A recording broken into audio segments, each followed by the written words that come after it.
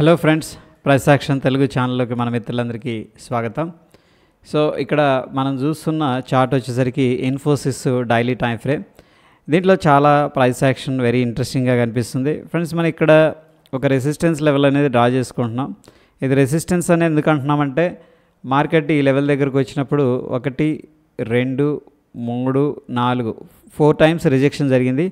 Of course fifth time ఏంటంటే మంచి candle formation జరిగింది, చాలా సాలిడ్గా ఉంది. జనరల్గా నేనైనా మీరైనా ఎవరైనా సరే బ్రేక్అవుట్ అనేది ఎక్స్పెక్ట్ చేయొచ్చు, ఎందుకంటే మల్టిపుల్ టైమ్స్ ఇక్కడ రెసిస్టెన్స్ దగ్గర స్ట్రగుల్ అయింది. బట్ ఈసారి సాలిడ్ క్యాండిల్ వచ్చింది. ఒకసారి వాల్యూమ్స్ ఎలా ఉన్నాయి అనేది చూద్దాం. వాల్యూమ్స్ కూడా పర్లేదు, మంచి వాల్యూమ్సే పార్టిసిపేట్ చేసినాయి ఇక్కడ. ఓకే, బట్ అక్కడ నుంచి ఏం జరిగిందంటే డైరెక్ట్గా గ్యాప్ డౌన్ అయిపోయింది. బ్రేక్అవుట్ అయితే అవ్వలేదు. టెక్నికల్గా మాట్లాడాలంటే డైలీ టైం ఫ్రేమ్లో క్లోజ్ అవ్వలేదు, జస్ట్ ఆ లెవెల్ని టచ్ చేసింది. వెంటనే ఏమైందంటే నెక్స్ట్ డే గ్యాప్ డౌన్ జరిగి గ్యాప్ ఫిల్ చేసింది అదే రోజు. గ్యాప్ ఫిల్లింగ్ అని మనం ఎందుకు అంటున్నామంటే చూడండి, మార్కెట్ ఇక్కడ నుంచి కూడా ఈ లెవెల్ దాకా వచ్చి విక్ అనేది కనిపిస్తుంది చూడండి అప్ సైడ్.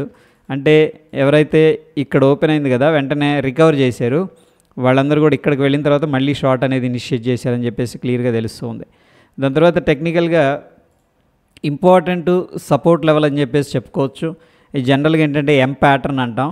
ఎం ప్యాటర్న్ అని ఎందుకు అంటున్నామంటే చూడండి, ఇక్కడికి వెళ్ళింది కదా, దాని తర్వాత ఇలా వచ్చింది, మళ్ళీ పైకి వెళ్ళింది, ఇక్కడ నెక్ లైన్ అనేది బ్రేక్అవుట్ అయింది డౌన్ సైడ్. సో అందుకని ఇది ఎం ప్యాటర్న్ నెక్ అంటాం. డౌన్ సైడ్ బ్రేక్అవుట్ అయింది కాబట్టి ఎం ప్యాటర్న్ బ్రేక్ డౌన్ జరిగిందని చెప్పేసి చెప్పుకుంటాం.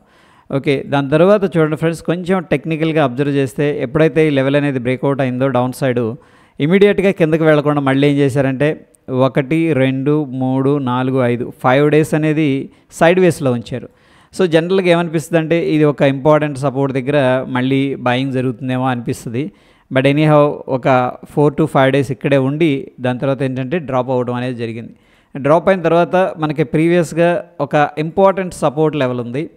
ఇది ఎందుకు సపోర్ట్ అంటే ఈ లెవెల్కి వచ్చిన దగ్గర నుంచి కూడా మార్కెట్ ఏమైందంటే చక్కగా పైకి వెళ్ళింది కాబట్టి ఇది డెఫినెట్గా మనం వాచ్ చేయాల్సిన లెవెల్.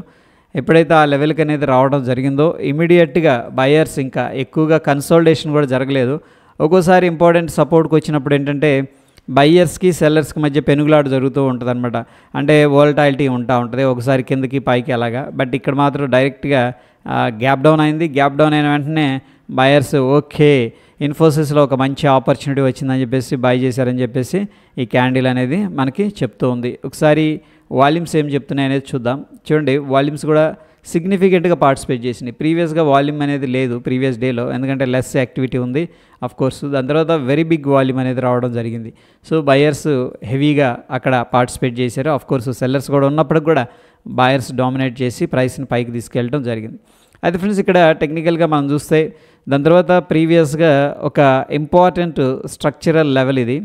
ఈ లెవెల్ దగ్గరికి రాగానే ప్రైస్ ఏమైందనేది మనం అబ్జర్వ్ చేస్తే ఇమీడియట్గా ఏంటంటే కొంత ప్రాఫిట్ బుకింగ్ అయితే చేసుకున్నారు, ఎందుకంటే ఇది ఇంపార్టెంట్ రెసిస్టెన్స్ లెవెల్ కాబట్టి.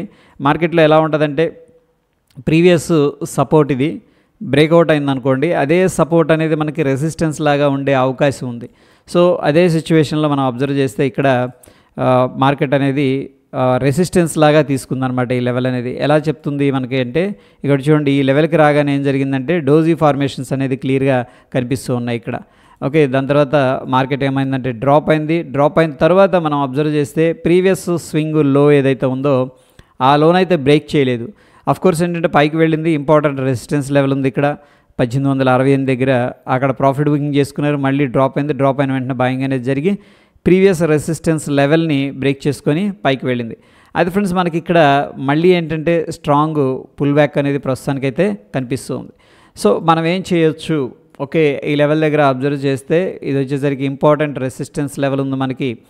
అండ్ టెక్నికల్గా చెప్పాలి అంటే బిగ్గర్ పిక్చర్లో ఇంపార్టెంట్ సపోర్ట్ ఉంది. దాని తర్వాత ఒక ఇంపార్టెంట్ ఇదేంటంటే ప్రీవియస్గా రెసిస్టెన్స్ ఇప్పుడు ఏంటంటే సపోర్ట్ లాగా వర్కౌట్ అవ్వలేదు. ఆ లెవెల్ అయితే బ్రేక్ డౌన్ జరిగిందని చెప్పేసి చెప్పుకోవచ్చు. చూడండి, ఇక్కడ ఈ లెవెల్ ఏదైతే మనం డ్రా చేసుకున్నాం హారిజాంటల్గా 1866 ఆ లెవెల్ అయితే బ్రేక్ డౌన్ జరిగింది. సో ఫ్రెండ్స్, మనకి ఇమీడియట్గా బేస్డ్ ఆన్ ద ఈ యొక్క స్ట్రక్చర్ ప్రకారం ఒక ఇంపార్టెంట్ సపోర్ట్ అయితే 1795 దగ్గర కనిపిస్తూ ఉంది. సో ప్రోబ్లీ మనం ఈరోజు వాచ్ చేయాలి. సో ఈ యొక్క లెవెల్ అనేది ఈరోజు కన్నా బ్రేక్ డౌన్ జరిగిందంటే 1855 దగ్గర మనకి ఈ లెవెల్కి రావడానికి పాసిబిలిటీ అయితే ఉంది. ఎందుకంటే టెక్నికల్గా బిగ్గర్ పిక్చర్లో డౌన్ ట్రెండ్లోనే నడుస్తూ ఉంది. బట్ లోవర్ టైం ఫ్రేమ్లో ఏంటంటే మార్కెట్ కొద్దిగా రికవరీ అనేది జరిగింది.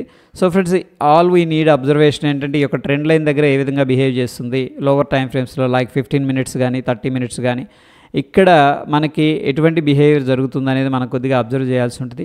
ఒకవేళ బ్రేక్ డౌన్ జరిగిందంటే ఇమీడియట్గా మనకున్న సపోర్ట్ వచ్చేసరికి 17,19,5 అని చెప్పేసి చెప్పుకోవచ్చు. ఈ యొక్క స్టాక్ చాలా ఇంట్రెస్టింగ్గా కనిపిస్తుంది. ఇక్కడేమో ఇండెసిషన్ క్యాండిల్, దాని తర్వాత గ్యాప్ డౌన్ అయింది అండ్ సాలిడ్ సెల్లింగ్ క్యాండిల్ అనేది రావడం జరిగింది. అండ్ ఇంపార్టెంట్ ట్రెండ్ లైన్ దగ్గర అయితే ట్రేడ్ అవుతుంది కాబట్టి ఇది మన రైడార్లో పెట్టడం అనేది జరిగింది. So that is all about ఏంటంటే ఈ యొక్క ఇన్ఫోసిస్ కంప్లీట్ టెక్నికల్ అనాలిసిస్ గురించి ఫ్రెండ్స్. మరి ఒక ఇంట్రెస్టింగ్ ఎపిసోడ్లో మళ్ళీ కలుసుకుందాం. Stay tune. ధన్యవాదాలు.